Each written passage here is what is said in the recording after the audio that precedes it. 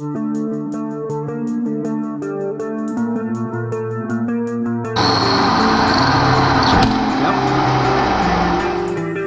screwed now. I'm never going to get that thing out. Alright kids, welcome back to the shop.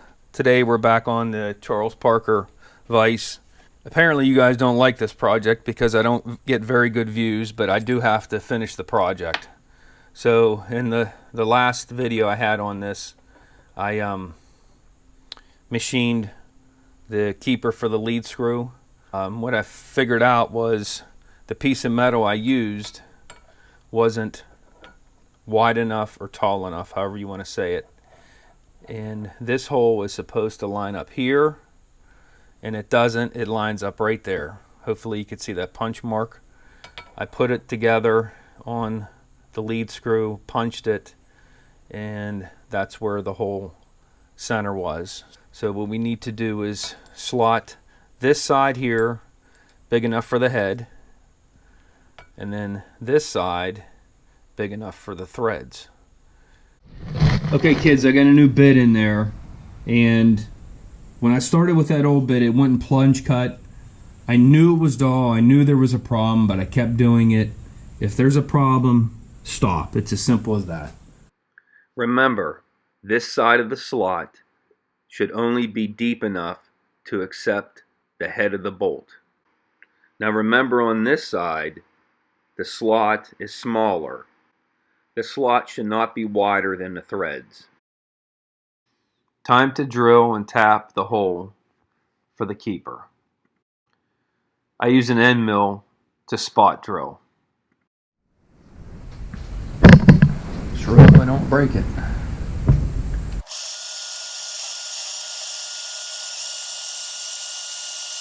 Should have probably went further with the end mill. This seems hard. Let's see, I'm putting some pressure on this thing. I broke through something. It must have been the bolt. There we go. Broke through the bolt. I'm in the cast iron, I think. It's starting to drill pretty easy.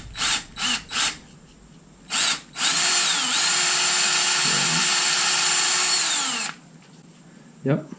Press my luck, broke the bit. Don't do it. And I did it. I broke the bit. I'm screwed now. I'm never going to get that thing out. Ugh. What a dumbass. It ended up the hole was deep enough. I was able to tap the hole.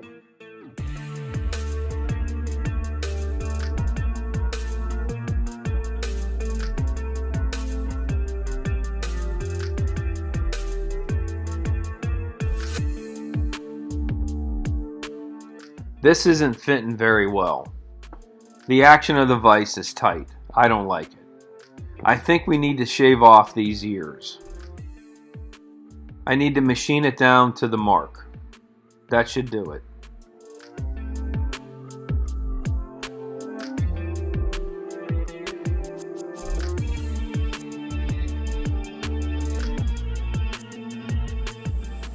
Alright, I'm a little confused now.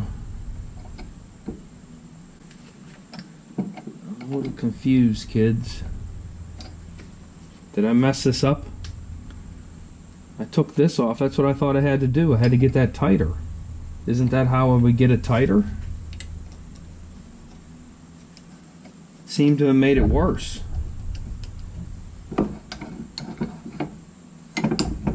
What happened? No, it didn't make it worse. It made it better. Alright, so I guess I gotta go more. I don't know. I'm a little confused here. I don't know exactly what's going on here, but I'm kind of confused about why I have a gap here. I can't live with this. I'm not sure if I really needed to machine these ears or not. But what the problem is now is the lead screw needs to be recessed into this part here.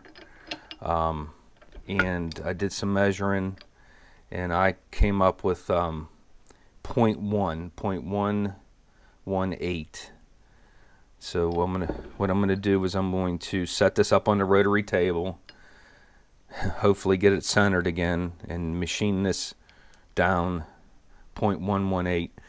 So let's head to the mill, get this thing set up on the rotary table.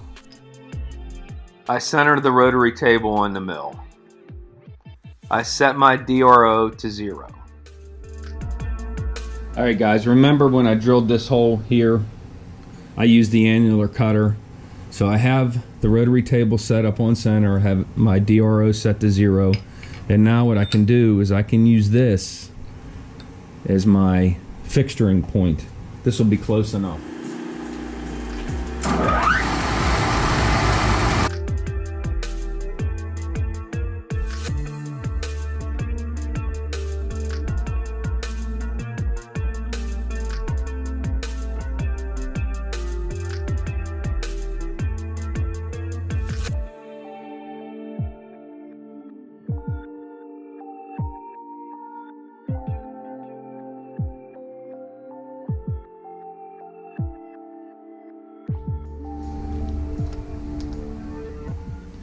Okay, this looks good. That doesn't mean much, right? Wow. That might be it. Still got some gaps here, but I think that's going to be it. I sure hope so. I don't have to set it up again.